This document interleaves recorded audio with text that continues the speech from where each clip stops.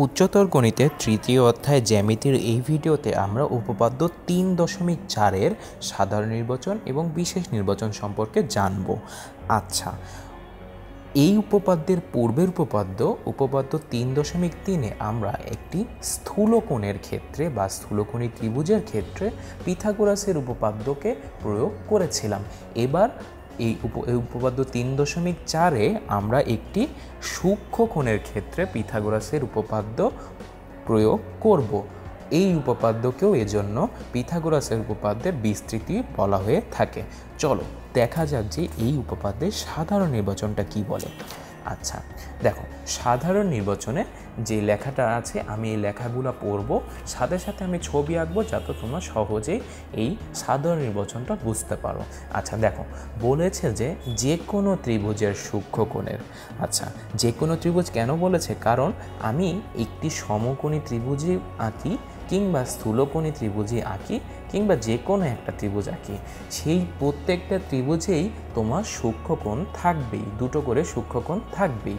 যেমন দেখো তো, এই সমকোণী ত্রিভুজের এইটা যদি সমকোণ হয়, বাকি দুইটা কোণ কিন্তু সূক্ষ্মকোণ। স্থূলকোণী ত্রিভুজের এইটা স্থূলকোণ হলে বাকি দুইটা কোণ কিন্তু সূক্ষ্মকোণ। আবার এই ত্রিভুজের ক্ষেত্রে তিনটা কোণই সূক্ষ্মকোণ। সুতরাং কোনো একটি ত্রিভুজে অন্তত দুইটা সূক্ষ্মকোণ তোমার থাকবেই। এজন্য এখানে বলেছে যে কোনো ত্রিভুজের ক্ষেত্রেই আমরা সূক্ষ্মকোণের ক্ষেত্রেই এই উপপাদ্যটা প্রয়োগ করতে পারবো। তাহলে আসো আমরা এখানে দুটো ত্রিভুজ আঁকবো। একটা হচ্ছে এমনি সাধারণ সূক্ষ্মকোণী ত্রিভুজ, এই যে দেখো যেই ত্রিভুজের তিনটা কোণই সূক্ষ্মকোণ, এই যে দেখো একটা সাধারণ সূক্ষ্মকোণী ত্রিভুজ আঁকলাম। আরেকটা হচ্ছে স্থূলকোণী ত্রিভুজ আঁকলাম, যেটার সূক্ষ্মকোণ নিয়ে আমরা কাজ করব। দেখো এই যে আমরা আঁকলাম, আমরা নাম করি এ বি সি, এটাকেও নাম দিই এ বি সি। এখানে এ বি সি তিনটা কোণই সূক্ষ্মকোণ, এখানে কোণ বিটা স্থূলকোণ, এই দুইটা কোণে আর কোণ সি হচ্ছে তোমার সূক্ষ্মকোণ। তাহলে এই ক্ষেত্রে আমি কি দেখতে পারি, দেখো তো এখানে আমরা সূক্ষ্মকোণটা এই তিনটা সূক্ষ্মকোণই বিবেচনা করা যায়, এখানেও এই দুইটা যে কোনো একটা বিবেচনা করা যায়। আমরা সাধারণভাবে এই কোণ সিটাকে বিবেচনা করব সূক্ষ্মকোণ হিসাবে, মানে যে কোনো একটা নিয়ে কাজ করা যায়, আমরা এটা নিয়ে কাজ করব।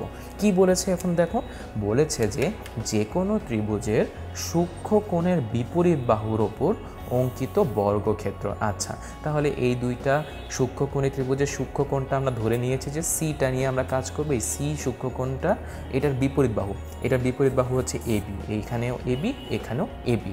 তাহলে এইটার উপর অঙ্কিত বর্গক্ষেত্র মানে এবি স্কোয়ার ইকুয়ালস টু, এটা কি, অপর দুই বাহুর উপর অঙ্কিত বর্গক্ষেত্রের সমষ্টি অপেক্ষা। আচ্ছা তাহলে অপর দুই বাহুর উপর অঙ্কিত বর্গক্ষেত্রের সমষ্টি, তাহলে অপর দুই বাহু কোনটা, অপর দুই বাহু হচ্ছে যে এসি আর বিসি, যে এসি আর বিসি, এই এসির উপর বর্গক্ষেত্র প্লাস বিসির উপর অঙ্কিত বর্গক্ষেত্রের সমষ্টি। হ্যাঁ, এই সমষ্টি কি, এই সমষ্টি অপেক্ষা মানে এই সমষ্টির চেয়ে ওই দুই বাহুর যে কোনো একটি, আবারও আগের উপপাদ্যের মতো ওই দুই বাহু মানে তোমার হচ্ছে এসি আর বিসি, এসি আর বিসির মধ্যে যে কোনো একটি, আমি ধরো বিসিকে চিন্তা করলাম, এসি আর বিসির মধ্যে যে কোনো একটি, হ্যাঁ যে কোনো একটি, এবং তার ওপর মানে বিসি এর ওপর অপরটির, মানে অপরটি মানে বিসি এর উপর অপরটি মানে এসি, এসি এর লম্ব অভিক্ষেপ আমার নির্ণয় করতে হবে। এর লম্ব অভিক্ষেপ আমি কিভাবে নির্ণয় করব, দেখো সেই আগেকার মতো আমার এসি এর লম্ব অভিক্ষেপ বের করতে হবে।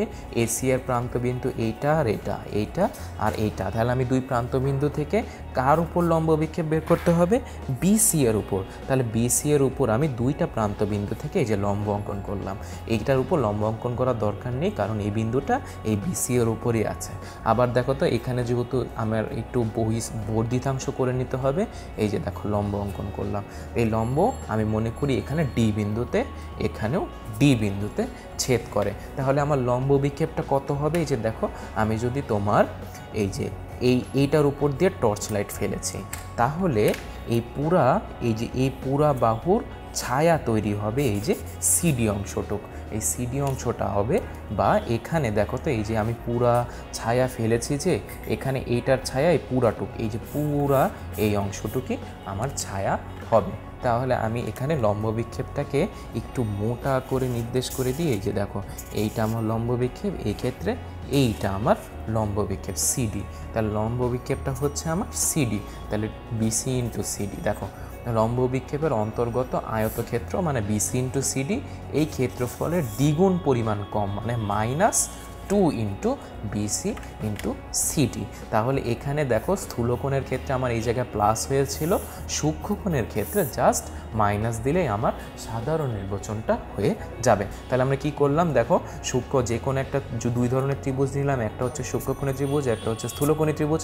কারণ স্থূলকোণেও দুইটা সূক্ষ্মকোণ থাকে, এখানে আমি সূক্ষ্মকোণটা চিন্তা করে নিয়েছি। দুইটা ত্রিভুজে আমার এই যে সি সূক্ষ্মকোণটা, এই সূক্ষ্মকোণের সাপেক্ষে বিপরীত বাহু এবি, এটার উপর অঙ্কিত বর্গ কি অপর দুই বাহু মানে AC square plus BC square, অপর দুই বাহুর উপর অঙ্কিত বর্গক্ষেত্রের সমষ্টি অপেক্ষা কতটুক ছোট, এই যে দুই বাহুর যে কোনো একটি, আমরা বিসিকে নিয়েছি, বিসিকে নিয়েছি, তাহলে বিসি ইন্টু বিসি এর উপর এসি এর লম্ব বিক্ষেপ, এই যে আমরা লম্ব বিক্ষেপ রাখলাম সিডি, এই 2BC ইন্টু সিডি, এইটা হচ্ছে আমার সূক্ষ্মকোণের ক্ষেত্রে পিথাগোরাসের উপপাদ্যের প্রয়োগ।